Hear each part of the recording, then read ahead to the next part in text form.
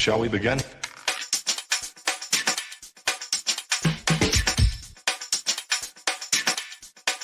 Let's begin now.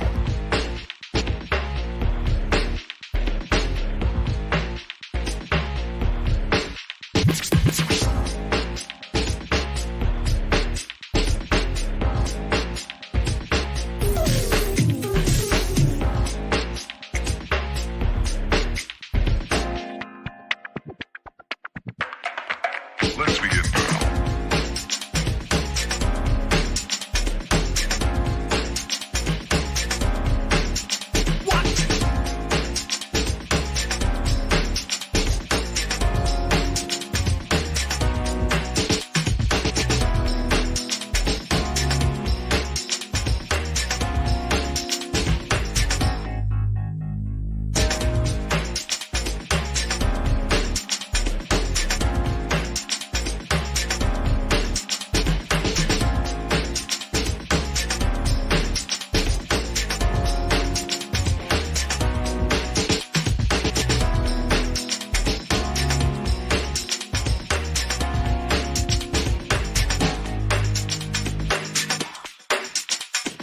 This is not a drill. Repeat, this is not a drill.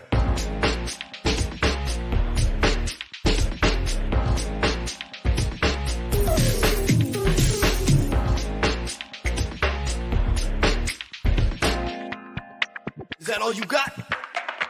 Let's begin now.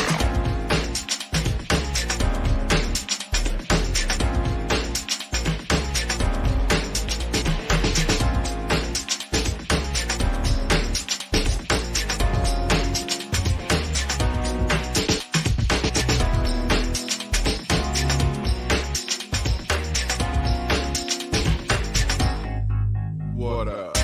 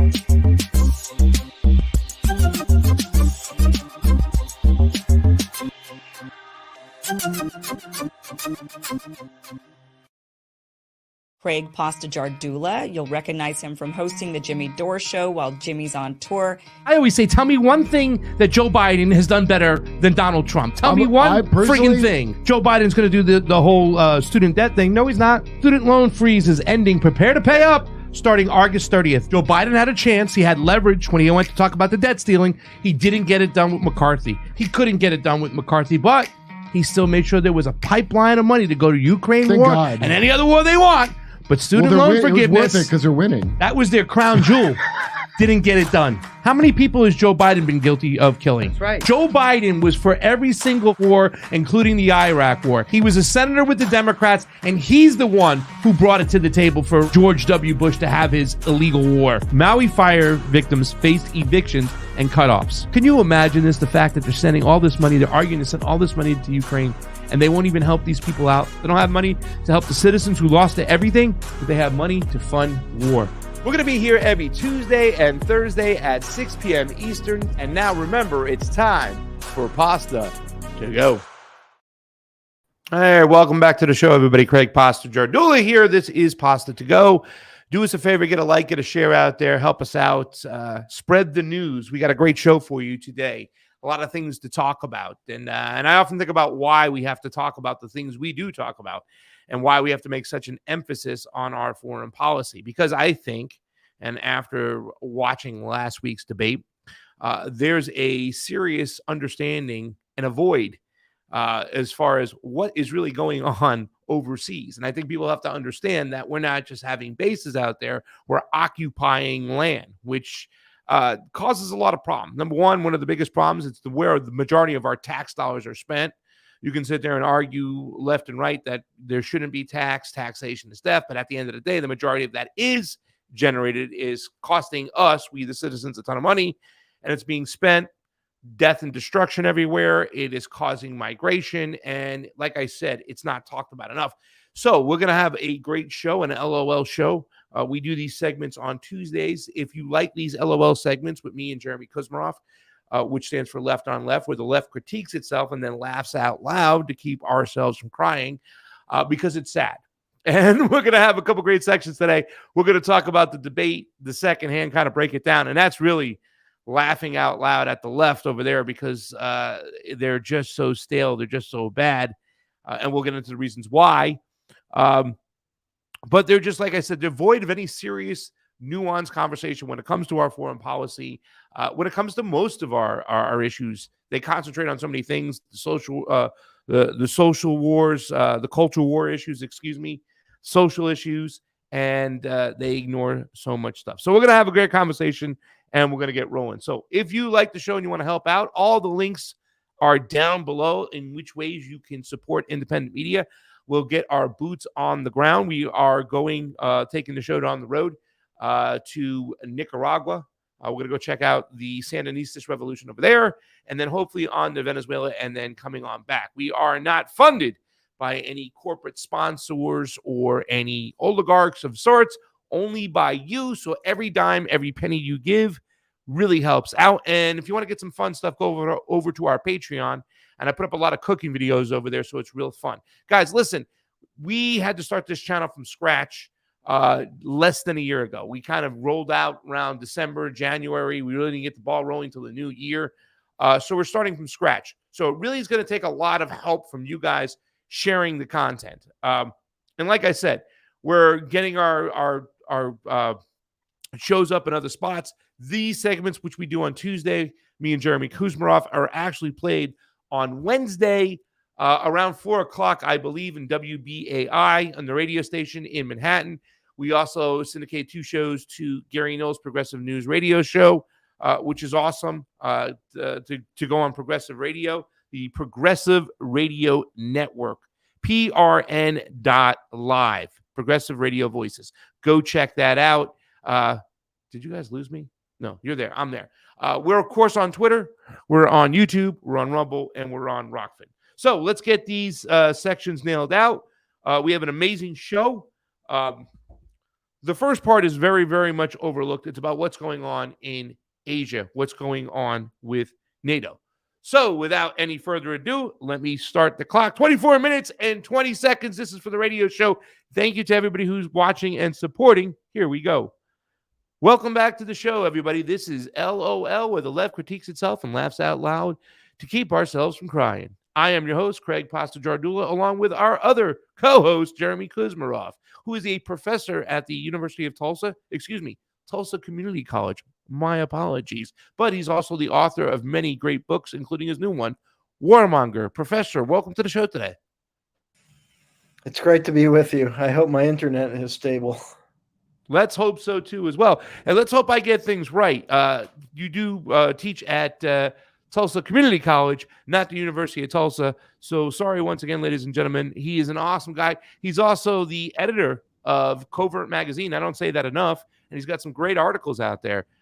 Professor, what did you bring to the show today? And what do you want to talk about? And why, more importantly, did you bring this to the show today? Well, I thought we should discuss what's going on with the Asia Pacific, looming threat of war with China, and also, the issue of NATO expansion. I mean, it's the 75th anniversary of NATO is coming up. There's going to be a big summit, and perhaps we'll do another show about that specifically. I know there's protests planned for that, but NATO is expanding into Southeast Asia as part of this military mobilization against China. And there had been there were some protests in Hawaii against this, and hopefully these protests will grow. And as we've been discussing on the show, the student protests were too narrowly centered on the Israel-Palestine conflict when we need a broader anti-war and anti-imperialist movement.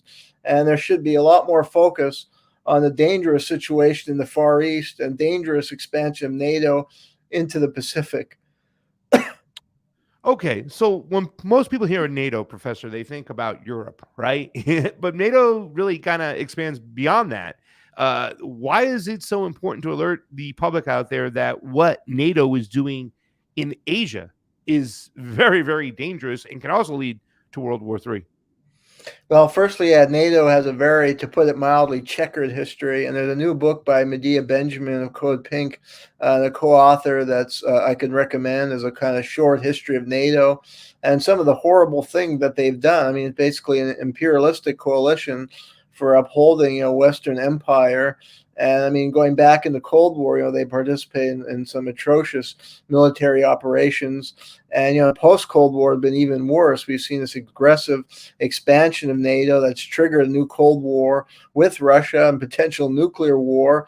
NATO had been at the forefront of some horrific foreign policy intervention, like in Libya, for example, in Ukraine, in the Balkans in the 1990s. Their bombers have committed significant war crimes. And we need to rein this in. We don't want our taxpayer dollar going for war and violence.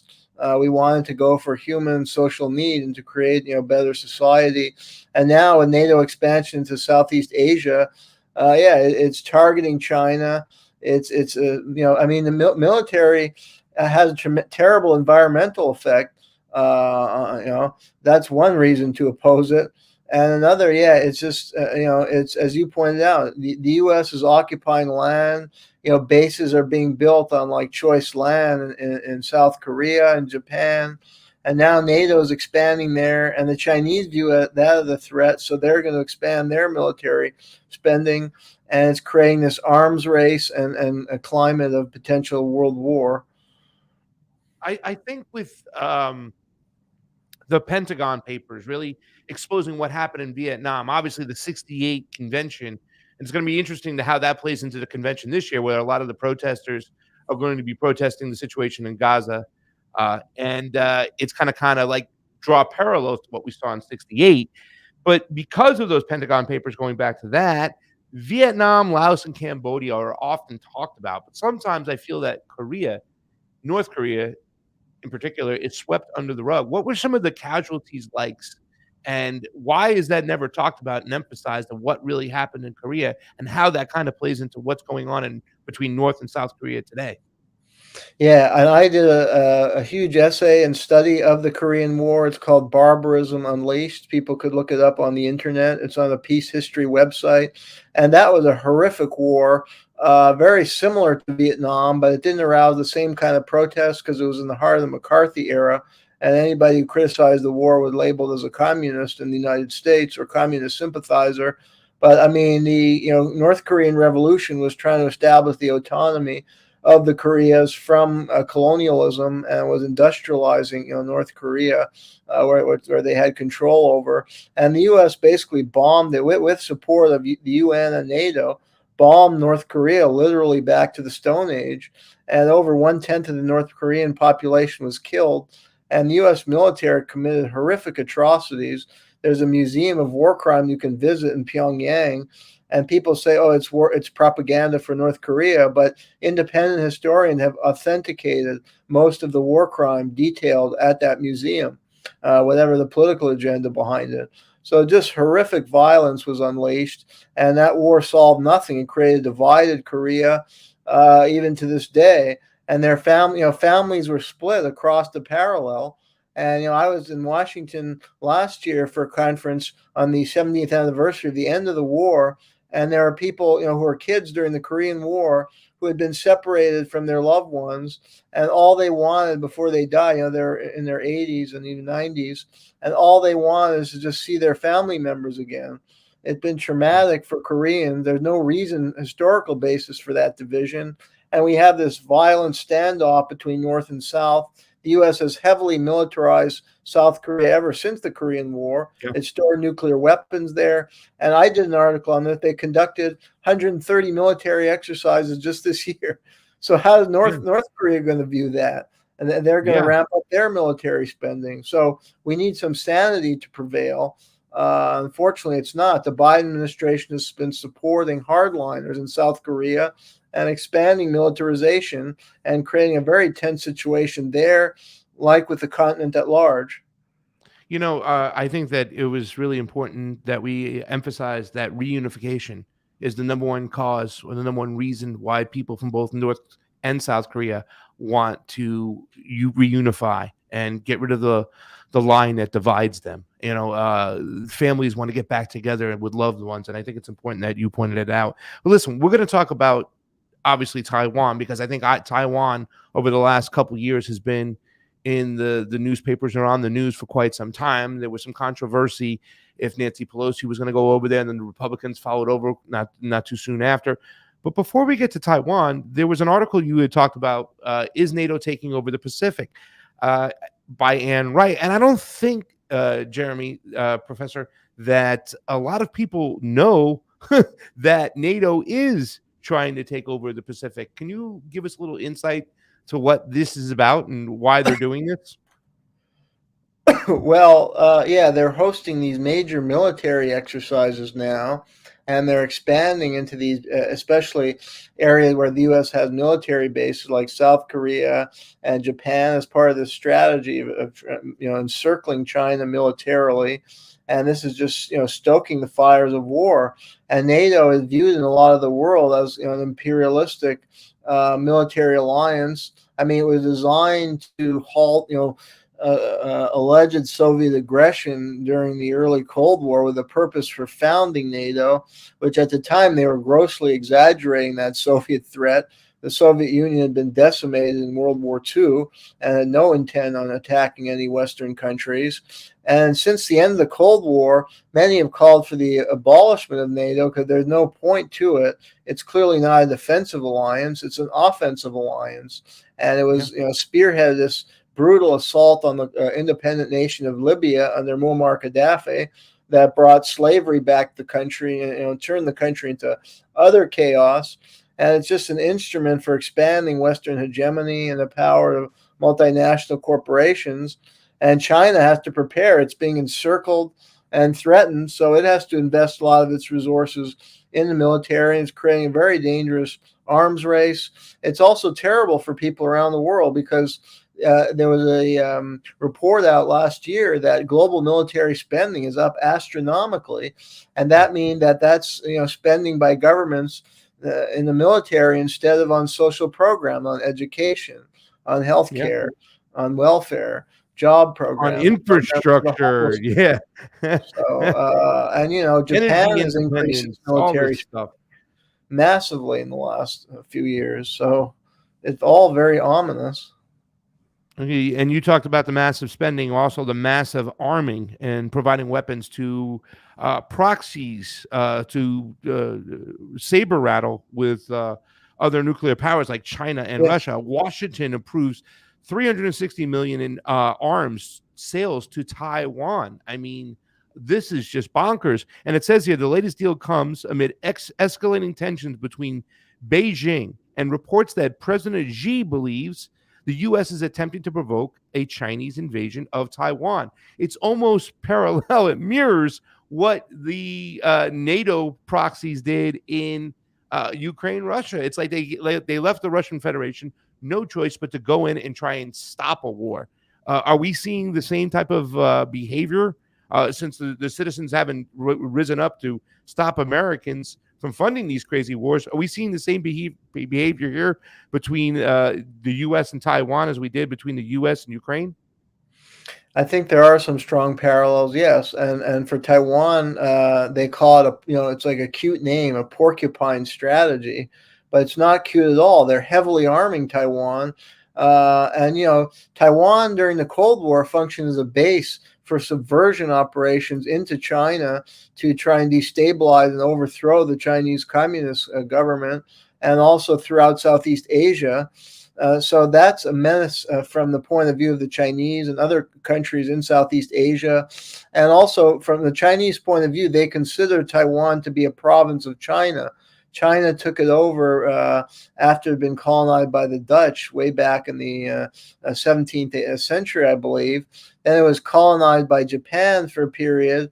And then the U.S. installed a puppet regime of Chiang Kai-shek at the end of the Chinese Civil War. The U.S. was supporting the nationalist forces led by Chiang against the communists in the Chinese Civil War, and Chiang lost. He was one of the most corrupt rulers in the world, and the U.S. helped put him in power in Taiwan. So the Chinese view it as that it's part of China, and that the U.S. established this puppet state under the Kuomintang, which was Chiang Kai-shek's party, and then his son ran it. Though ironically today, the Kuomintang parties in Taiwan favors reconciliation with China. The more anti-China parties who are in power are different from the Kuomintang, and the U.S. seems to support the hardline leaders, and they want to. They've even been inciting separatist elements in Taiwan. So this is just inflaming China. I mean, it's a complex issue, but there's some divided opinion within Taiwan. But the U.S. policy just seems to be designed to just deliberately provoke China. And the U.S. policy officially does recognize the one China policy or acknowledges China's claim to Taiwan, and yet they're still antagonizing the Chinese by arming it to the teeth. It's hot air. It's hot air. It's virtue signaling. They really don't recognize that one China policy. Otherwise, they wouldn't be arming Taiwan. Yeah, but I see a little bit of different situation, by the way, Professor. Really quickly, let me ask this question while I still have it in my mind and before I forget.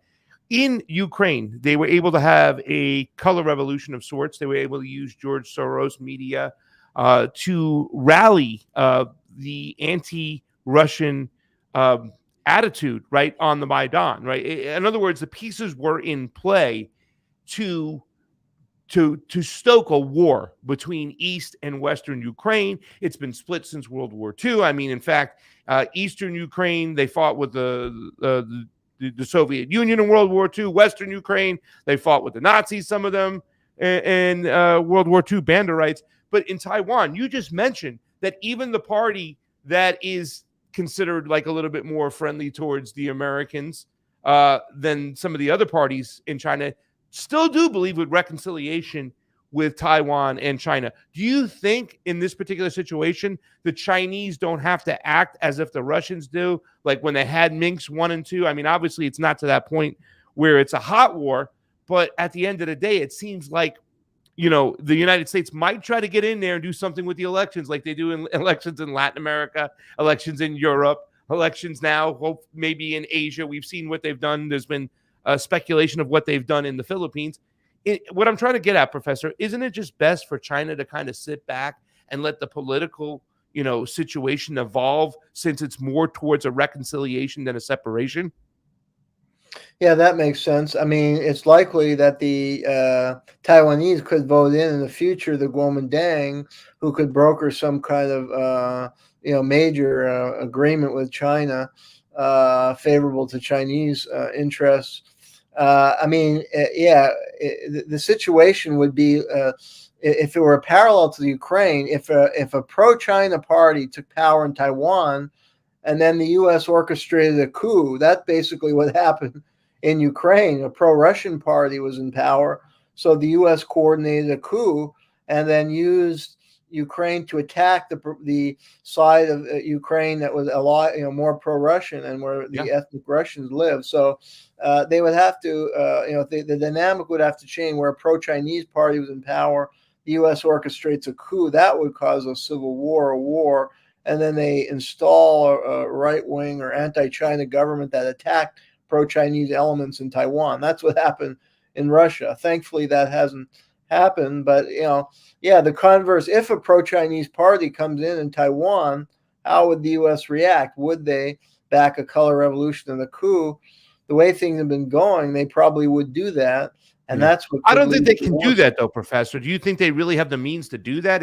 If a pro-China all the way reconciliation party does take power in Taiwan, it's lights out because they don't have the history that they had in Ukraine on their side to help them out.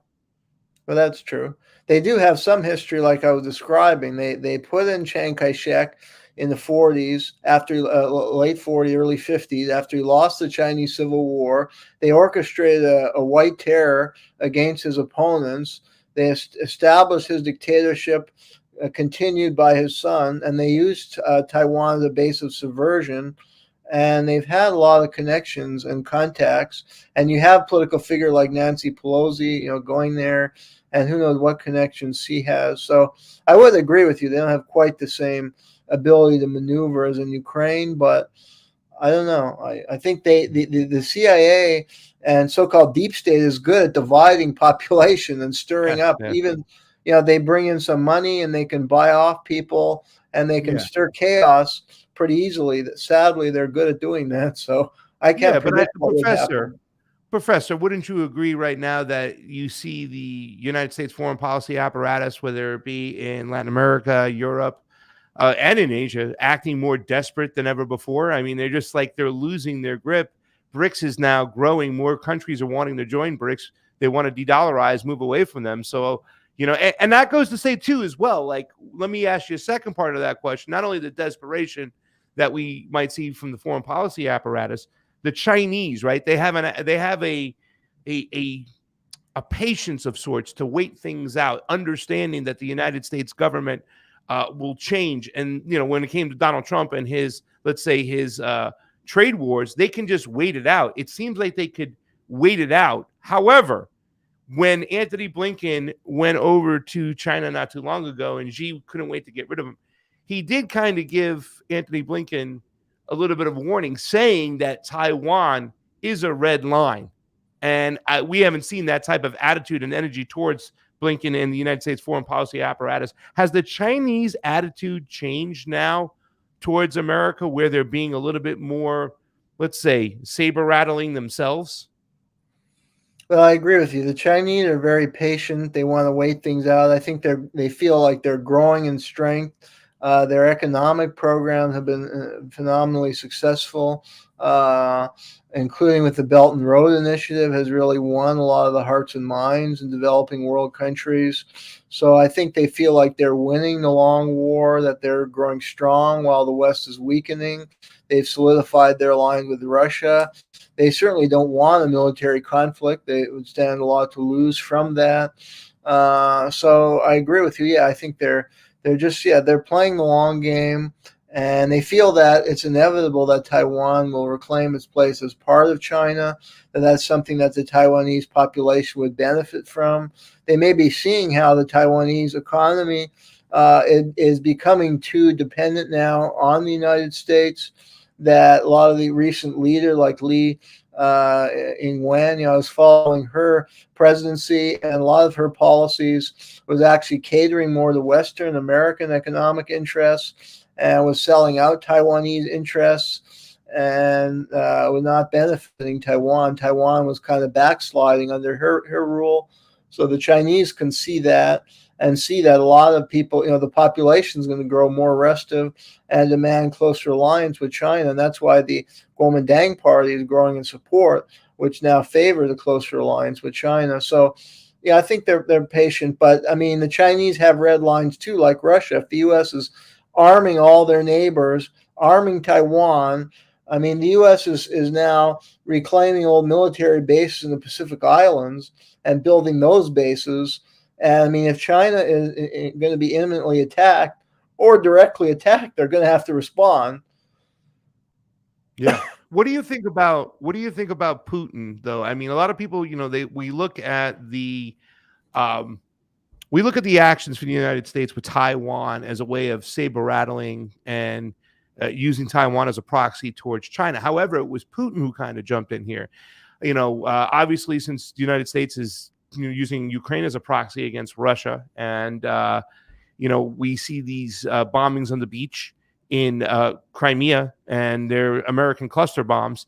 We see Putin going over to North Korea, and he didn't just go over, with military personnel. He went over there with a lot of people, his tourism cabinet, and other avenues of economics and military and space program and the whole 9 yards. It seems like Putin says, well, if you're going to do, arm our enemies on our border over here, then we're going to do the same to you. It seems, what are your thoughts that Putin has made the first move in North Korea and going over there, and you can see him driving around in a car with Kim Jong-un, and there's very big agreements and alliance coming together?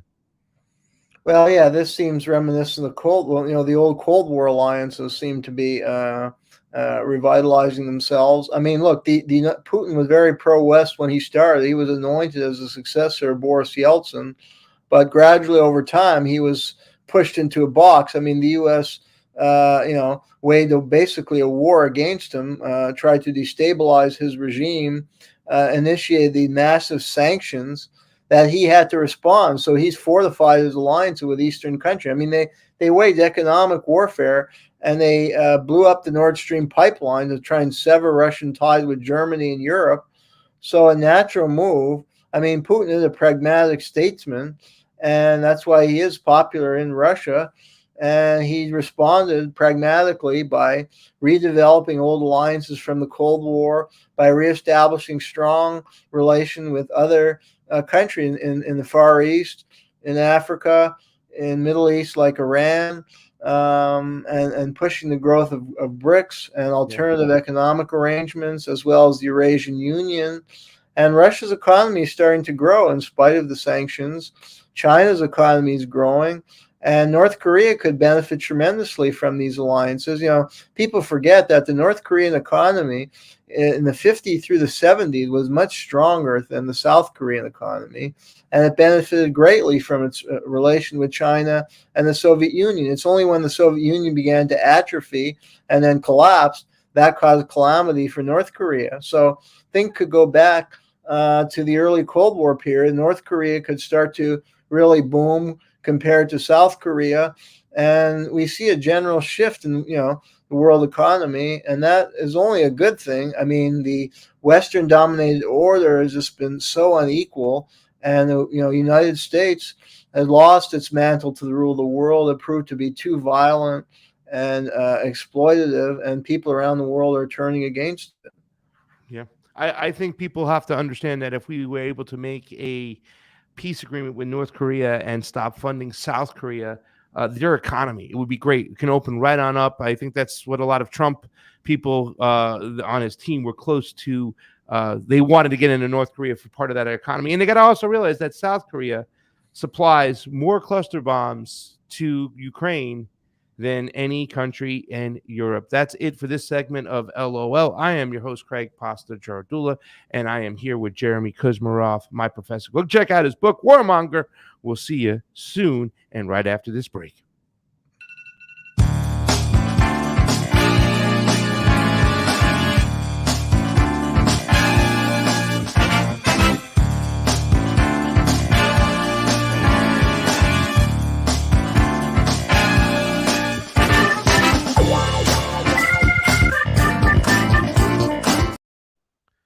All right, let's just jump right to it, ladies and gentlemen. Let's just jump right into it, ladies and gentlemen. This is Craig Pasta Jardula. This is Pasta to Go. Do us a favor, hit the like button, hit the share button, get us out there. We're going to recap the debate with the professor. Let's get it started. Hello, welcome to the show. This is Craig Pasta Jardula, and you're listening to LOL, Left on Left, where the left critiques itself and then laughs out loud to keep itself from crying. I am your host, like I said, Craig Pasta Jardula, here with my co-host, Jeremy Kuzmarov, who is a professor at Tulsa Community College, and he's also the author of many great books, including his new one, Warmonger. Professor, how are you doing today? I'm doing great. I'm ready for another great discussion. All right, let's jump into this because I know a lot of people want to hear about this. They had the debate the other day, right? The debate was the most watched debate out there, and there are a few takes you can take from it. There are 3 points that I really took from this whole debate, and it was really hard to watch Our engineer said it was really hard to watch sober. But let's play a little bit of what happened right after that debate, and specifically, let's look at the meltdown from the Democratic establishment, including the Democratic mainstream media establishment. There is no two ways about it. That was not a good debate for Joe Biden. Ben? That was painful. I love Joe Biden. I work for Joe Biden. He didn't do well at all. He did not do well at all. And he looked, I'll give you the analysis, you kind of have the old man versus the con man. I can walk you through how I'm supposed to see it and say it, but I just want to speak from my heart. I love that guy. That's a good man. He loves his country. He's doing the best that he can. But he had a test to meet tonight to restore confidence of the country and of the base, and he failed to do that. And I think there's a lot of people who are going to want to see him consider taking a different course now. We're still far from our convention, and there is time for this party to figure out a different way forward if he will allow us to do that. But that was not what we needed from Joe Biden, and it's personally painful for a lot of people. It's not just panic, it's pain for what we saw tonight. There we are, right? Listen, despite all of us here in the independent alternative media screaming and saying eventually they're going to swap out Joe Biden for either Gavin Newsom or maybe Michelle Obama or, whoever you think, maybe Pete Buttigieg. We've been saying this, and I'm talking the majority of independent media has been saying this for quite some time. Mainstream media can't say it, Professor, because they're not allowed to. But what are your thoughts on how the Democrats all of a sudden realize that despite doing a good job policy-wise, Uncle Joe Biden is just not fit to run for re-election? Your thoughts? Well, firstly, my thought is striking is that what he said. I love Joe Biden. I work for Joe Biden. Well, it goes to show that CNN is just an organ for the Democratic Party. It's not an independent news outlet. And, news outlets covering that should not be, the commentators should not be working for the different parties because they're, they have a vested interest in promoting the agenda of that party. So they're not providing neutral or objective analysis. And that's why so many people have turned against the mainstream, corporate media, which is both hyper-partisan and just, often stenographers for the elites who they often directly work for, like this gentleman. So that to me is absolutely outrageous. Now, as far as their analysis, well, he's a good guy.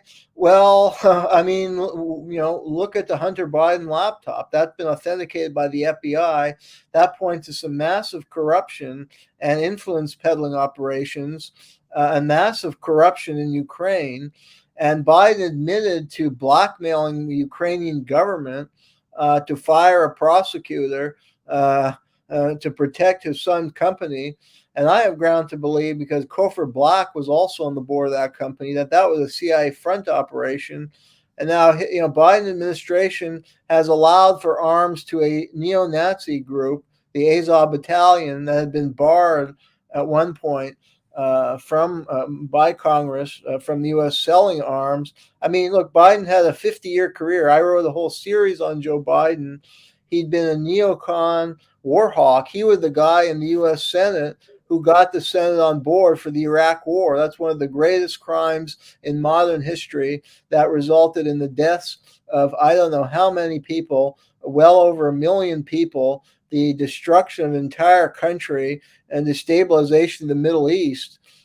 This is a guy who's created a new Cold War out of nothing. I could go on all day. This is a horrible human being who done horrific things in his 50-year career in politics. Yeah. Well, he's the architect of the war on drugs. That considered to have led to the lockup of Americans. He's the of African American. Bankruptcy bill, Patriot Act, he's the author of the Patriot Act. There was a war he didn't like, right? Destroying American democracy. And he presents himself as Jovial Joe, but it's a mask, like most politicians. And the truth It just and don't forget about Yugoslavia too, Professor. Our friend Hugo is talking about it. But listen, let's analyze this for a second, right? Because I think the reason why they say he's a good guy is because they've all gotten the cue, right? Like they all got the same email, the way they went right into this. Oh, we gotta find somebody. I mean, Van Jones even said we have now until the convention to figure some stuff out. But they say he's a good guy because therefore they won't look at him in a bad way for dragging his feet. He wanted to do this, he just can't do this. But and all of us out there who understand who he is when it comes to the corruption part, Burisma, the whole 9 yards. But they say that he's done a good job. And the reason why they do this, and this is my theory, and correct me if I'm wrong here, give me your opinion. They say that he's done a good job policy-wise because that allows them the opportunity when they do get to the convention to say, look, Joe Biden just can't go anymore. The age is caught up with him. He just can't do it. But his policies, they really worked, meaning Democrat policies work. So therefore, you got to vote for whatever Democrat we put in play. It's like they're keeping one foot outside the door when they're doing this. Your thoughts? I agree with you. Absolutely. Yeah. And they tend to personalize politics in general too much. But I fully agree with you. It's a way to validate all the policy and just make it about his age so they can get someone else in there and make like, oh, all's good. The system works because, oh, he got on in age. So now we're going to, as you say, replace him with Gavin Newsom or whoever and, vote Democrat. And we're going to continue these great policies.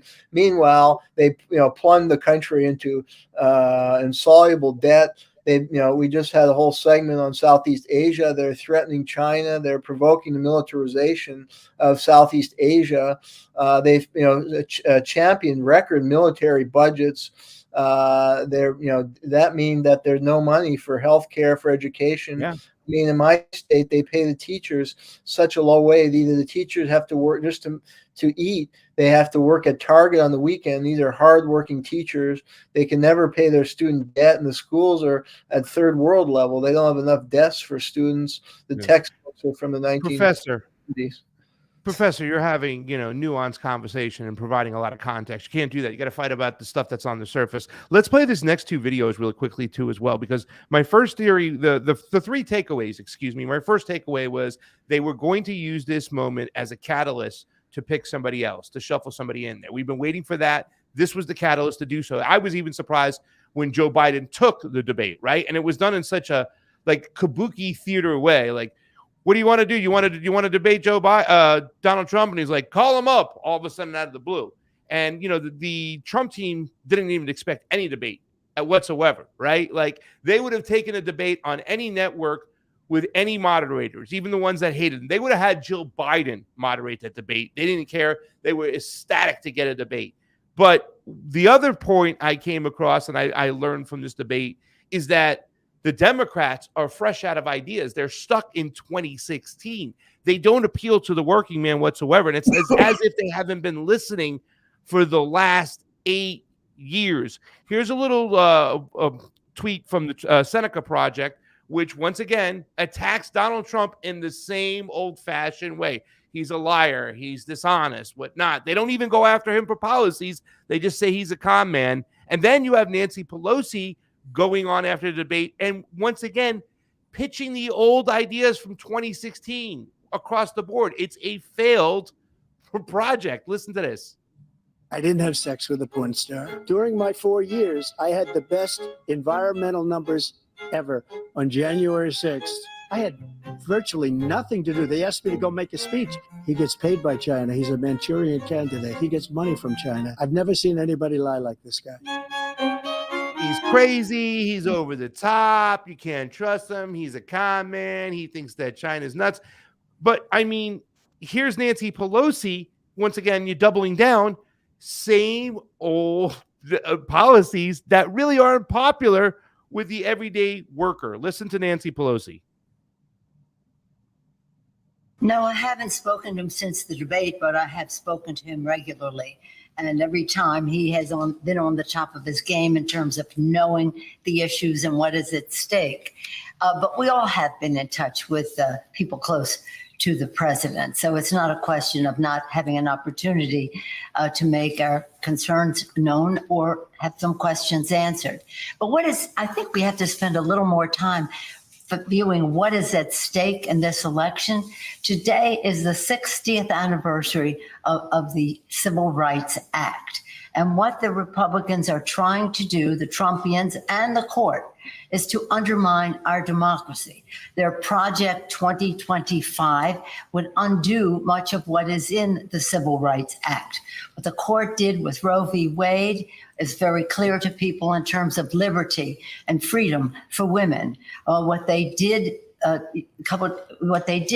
this week was so undermining of the democracy, so dangerous in terms of a particularly dangerous part of it is they said that official acts cannot be used as testimony in unofficial investigations or trials. This is very dangerous.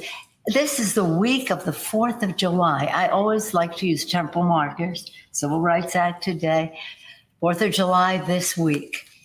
A time when our founders, our visionaries had such a vision for the future that was about a democracy, not a king.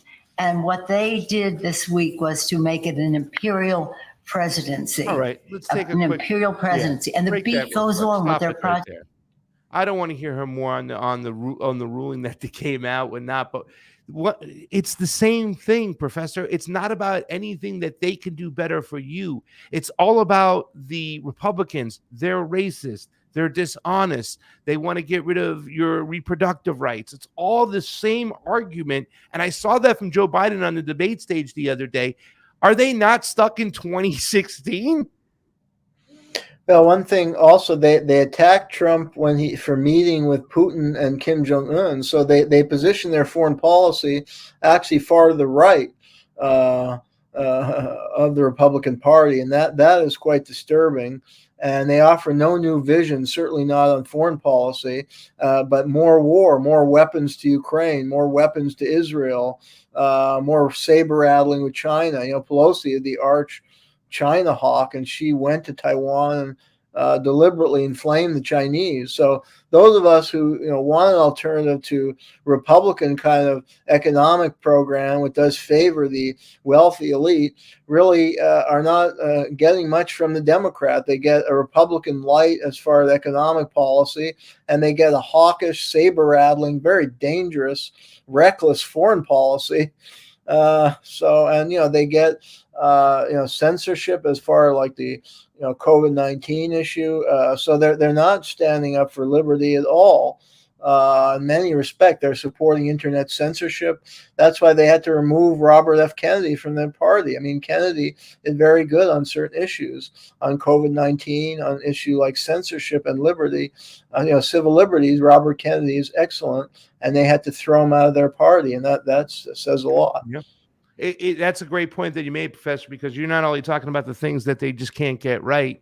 They continue to get things wrong. They're still so bad on censorship. They're so bad on, COVID policies. They're still so bad on so many things. It's as if they're not listening to the worker out there, and they are so out of touch and out of date with the everyday worker, Joe the plumber type of guy that seems to be the majority of the voters in the United States. Let's talk about Trump's best moment, right? Because people were saying Trump had some good moments, right? I obviously, Joe Biden fell on his face. The left went crazy. They exposed themselves as not having any plan. Their only plan is to demonize their opponent.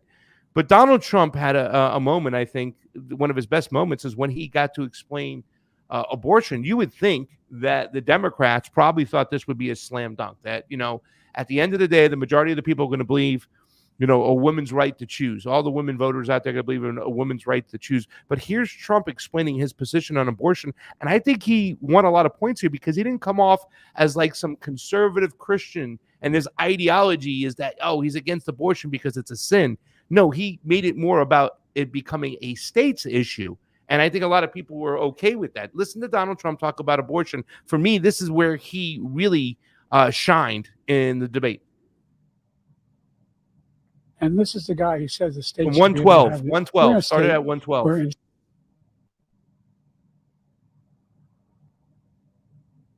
That's good right there.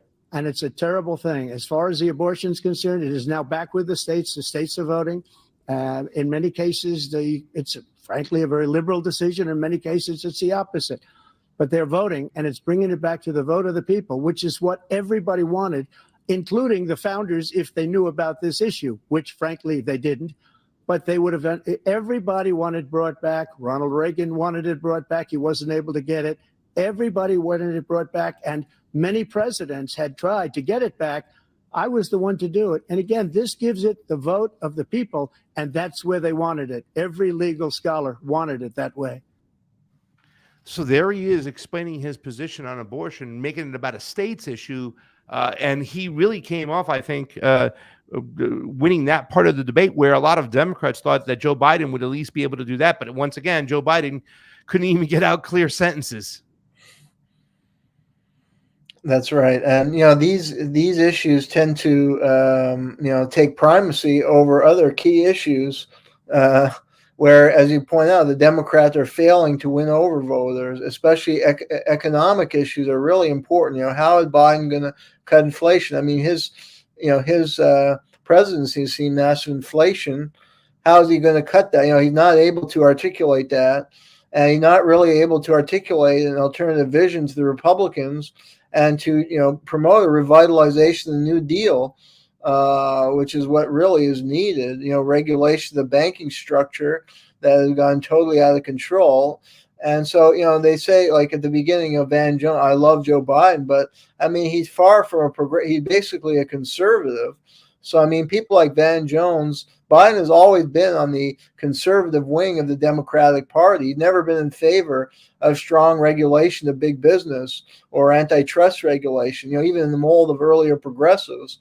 He makes a show of being for labor union, but at the end of the day, he doesn't stand up for them. He doesn't follow through on pushes for workers' interests. So, he supports a very hawkish foreign policy, and that should be connected to the dearth of funds for social programs to benefit the public, including to address serious problems like homelessness. So he's really a conservative. And then, Trump, I think, is kind of in a way off the spectrum as far as his economic program. I mean, he was cutting the corporate tax rates and cutting the rate to allow corporations to more easily offshore their money, when we know that's why we have a depleting tax base in the country. So I think they're both horrible, in my opinion. But, I agree with your point. We have the Democrats are not articulating an alternative vision. The Republicans have their ideas. They resonate with certain segments of the population. Trump appears strong as a person, so they're probably going to win at this point the election. It's the marketing, Professor, right? Like you said, it's when Donald Trump had his corporate tax cuts, they had a record that was just recently broken, by the way, in Joe Biden's term. But when Donald Trump did it, it was a record stock buybacks from their CEOs and whatnot. They just took that tax break and they bought back their own stocks and inflated them and made more money. It's not like they put more money into the economy. They put more money into their own pockets. However, the marketing, right? He always brings it back to the everyday worker, the regular Joe. And that is not Joe Biden, but Donald Trump is always successful in doing that. And the marketing, when he talks about the tax cuts, he makes it look like he gave the American people a tax cut, and he didn't. So I'm glad that you're pointing it out. But that's the whole thing, is that we don't really have these nuanced conversations. Now, when we're talking about a lack of nuance, right? I know a lot of people, when you're going to ask them what Donald Trump's best moment was, they're going to look for his best WWE line. Here it is. We have to show it, or we have to listen to it, to Donald Trump's best WWE line of the debate. Check it out.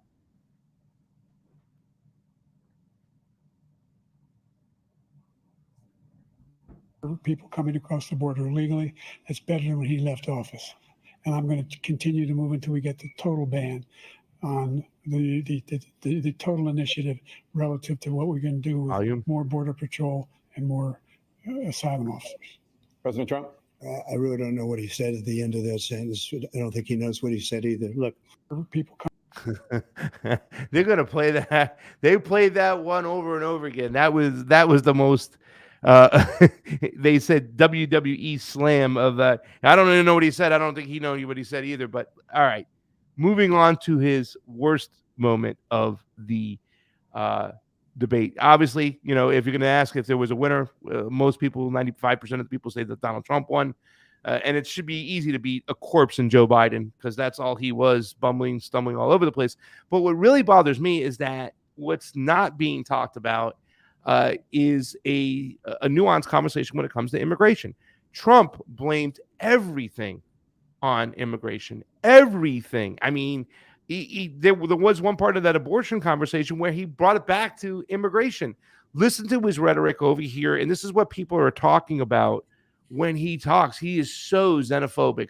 Listen to this clip right over here.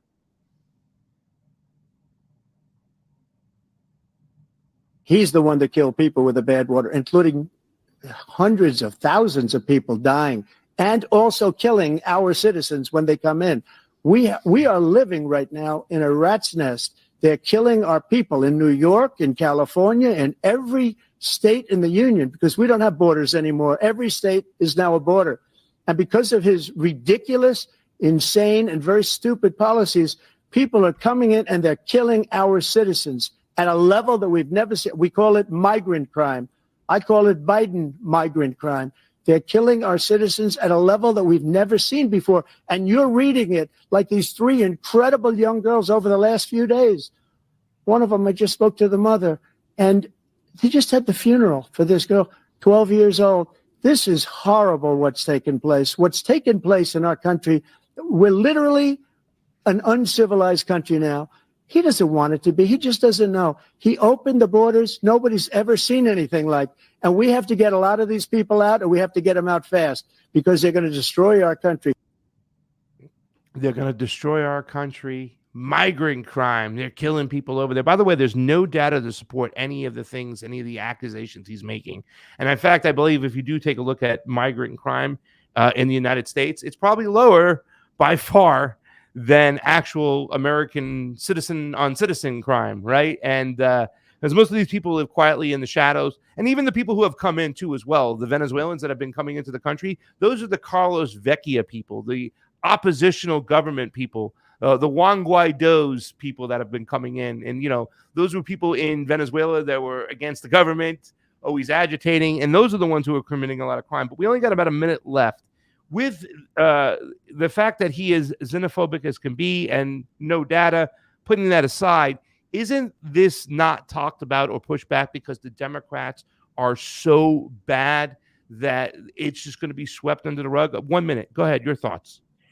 Well, yeah, and the comment about uncivilized, I mean, that's really bad. I mean, that really is a racist comment that these are uncivilized people and we're so civilized. I mean, it's a worldview out of the 19th century. But I agree with you that the Republican viewed this issue. It's a classic strategy of scapegoating minority group. That's why people do fear the fascist leaning of Trump and the Republican, because that was a tactic of fascist governments in Europe: scapegoat the Jews, scapegoat minority for serious economic problems.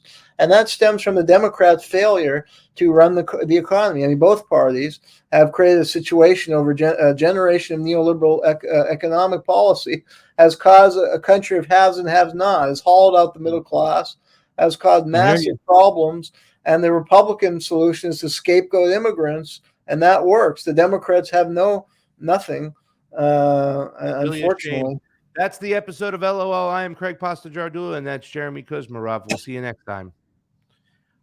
Okay, we don't have to go to a break. That was the end of it. Jayme, you might have to find a way to cut up a couple seconds here and there. I know you're talking with Joe to get that done. Professor, any final thoughts? Do you want to talk about debate before we get on out of here? I mean, it was kind of telling in a way, right? Like, you know, because I've had these notes and I went on a lot of shows talking about it and going into it and what we got after it. I mean, where do we go from here now? Good song. Well, yeah, I think your point was good that it was disturbing enough that you have a senior citizen who's, I watched the debate with my neighbor, and he was like, by halfway, he's like, this is disgusting. One guy is senile, one guy is deranged, who wanted to vote for any of these?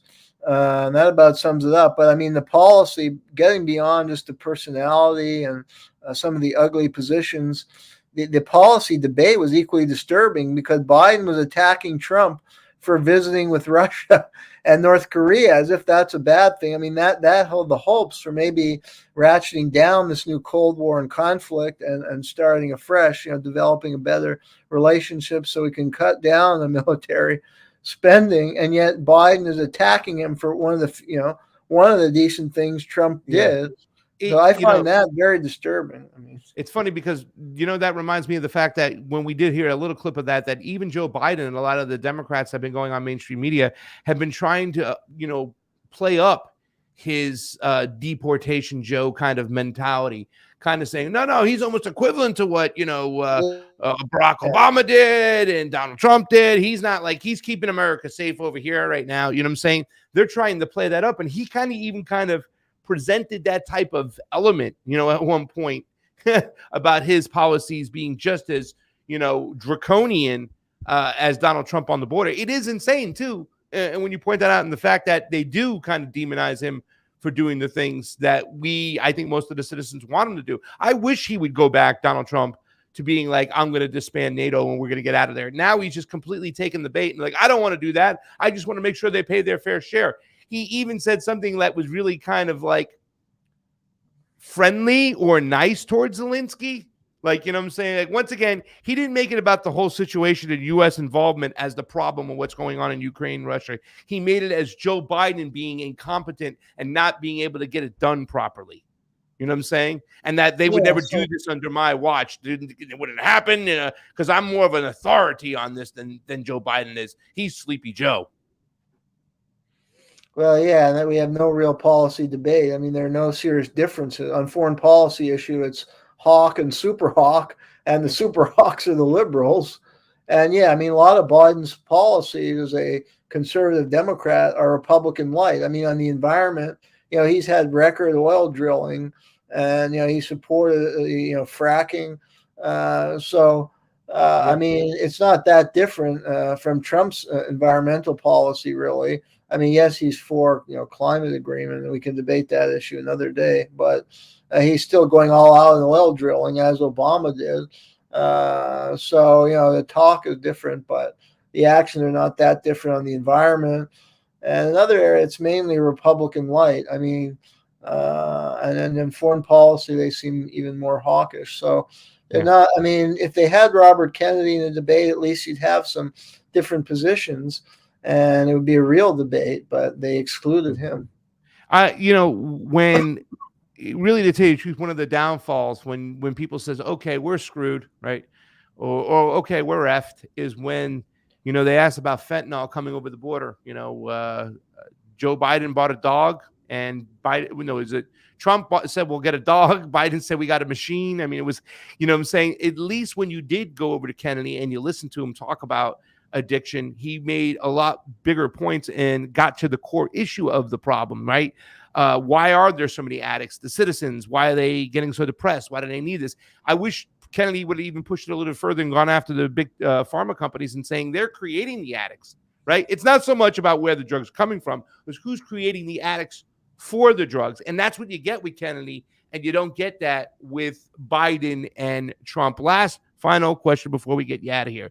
Despite people not liking RFK for his stance on Israel, Palestine, and a lot of people leaving him, do you think that he's done enough and things are so bad that people will consider, despite them not liking RFK for his stance on Israel, Palestine, they'll still vote for him because these guys are just so bad?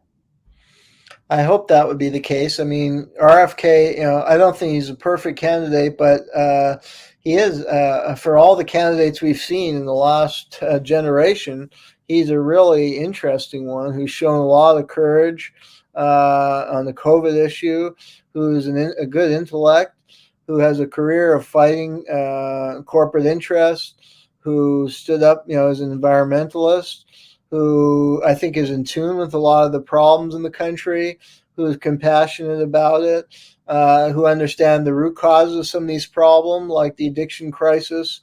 And I think he can make a big difference. So, he's got a really lot of positive qualities. And politicians always do make some compromises, and you're not going to get perfection. So people should realize that, and that this guy has some really good qualities. And I mean, I plan to vote for him if he's on the ballot in my state. RFK? So I think he's great alternative. I think I'm still going to probably vote for Chase Oliver, the Libertarian, because I believe in the Libertarian mindset, and I like to see that that party keep its ballot access for sure. I think they did kind of goof up by making sure they didn't have a well-known candidate. Really, to tell you the truth, I really wish Spike Cohen, who ran for VP last time, ran for president this time, and if he would have won and got a good VP, I think they could have really gotten their message out there. I still look at it as the Libertarian Party as the actual only vessel for we the people to get some real change. But they have their issues and their own party stuff as well, too. But we'll see. It's going to be interesting. Professor, thank you so much for joining us today. We'll get back with you soon. We love you, and we'll see you next week. That's it for right now, ladies and gentlemen. I'll be back in less than 3 hours, and we will have Edwin DeJesus on from the Cornel West campaign talking about ballot access and how the how the campaign is doing trying to obtain it. So we'll analyze the ballot access situation. I am your host, Craig Pasta Jardula, here with my co-host, Jeremy Kuzmarov and Jayme CheeseSlice on the ones and twos. We love you. We'll see you back on the show in just a few hours. Thank you so much.